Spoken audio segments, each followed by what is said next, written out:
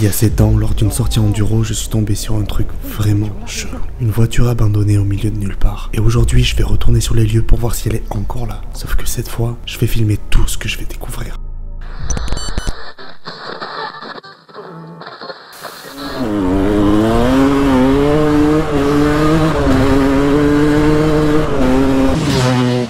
À l'époque, quand j'ai vu cette voiture, j'avais pas cherché à comprendre. Et plus j'y repense, et plus je me dis qu'il y avait quelque chose de pas normal.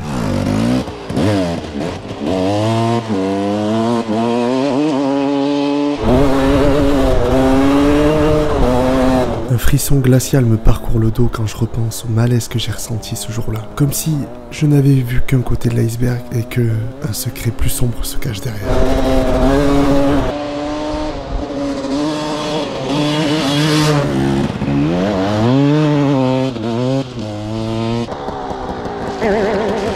Oui, vas-y, oui, oui.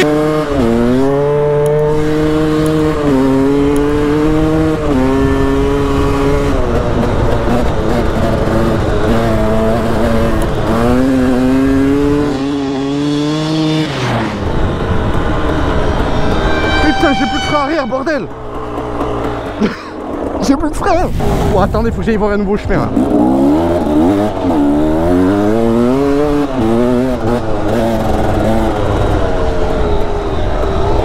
Hein? Qu'est-ce qu'ils ont fait là? Mais ils m'ont planté des brindilles. Mais qu'est-ce qu'il m'a fait Jean-Michel encore? Oh non, j'ai une idée. Son nom est Titouan.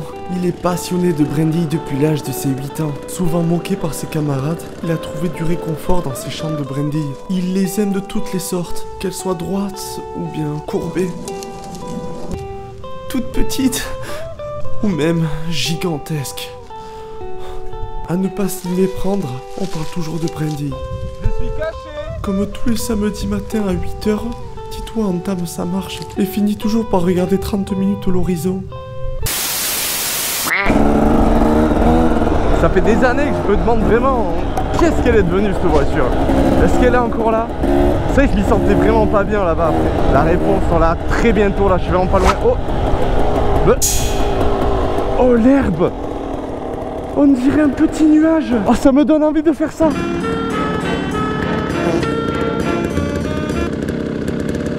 Dans la vie, il y a des opportunités qu'il faut savoir saisir. Elles se présentent qu'une fois.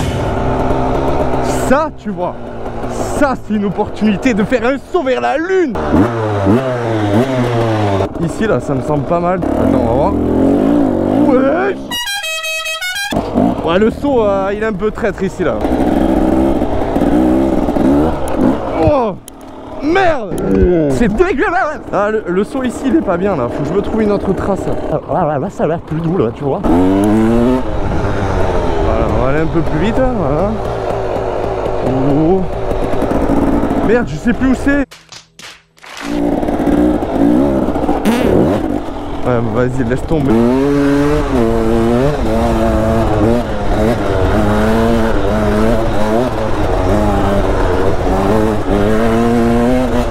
« 500 mètres à peu près nous séparent de l'endroit de la voiture. » Je commence à avoir le cœur, il est pas bien. À ce moment-là, j'étais à des années-lumière de savoir que j'allais faire une découverte exceptionnelle. Putain, c'est quoi ce bordel?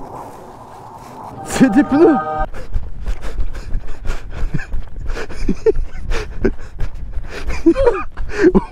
Et comment il t'a pas respecté? Il va voir s'il respecte pas lui. Hein?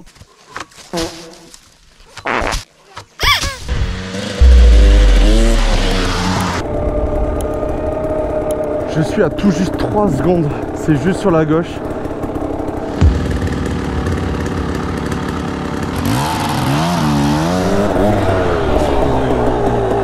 Ok, c'est ici. Il y a 7 ans, la voiture se trouvait juste ici. C'est quoi ça?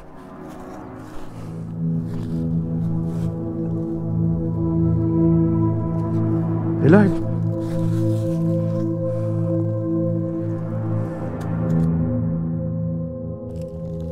oh, j'avais pas vu. Il y a les traces des roues juste ici.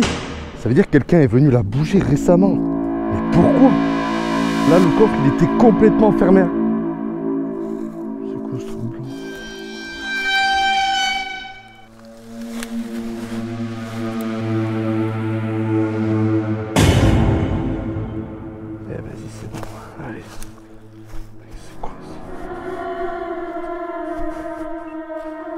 Ok, là ça devient vraiment bizarre, la voiture a disparu mais il reste des traces assez récentes, ce qui veut dire qu'elle n'a pas été juste oubliée ici. Quelqu'un l'a déplacée, mais qui? Et surtout pourquoi? Si tu veux que je revienne de nuit avec un matos, tu sais, de paranormal, tu sais, le détecteur EMF, je sais plus exactement le terme, faut me faire exploser les pouces bleus. Commentez ça, dites-moi vraiment, vous êtes chaud ou pas. Et les gars, on est bientôt 200 000 sur la chaîne YouTube. Merci pour la force. La vérité, c'est que j'ai entendu parler d'un autre véhicule abandonné dans une zone encore plus flippante. Et si j'allais voir?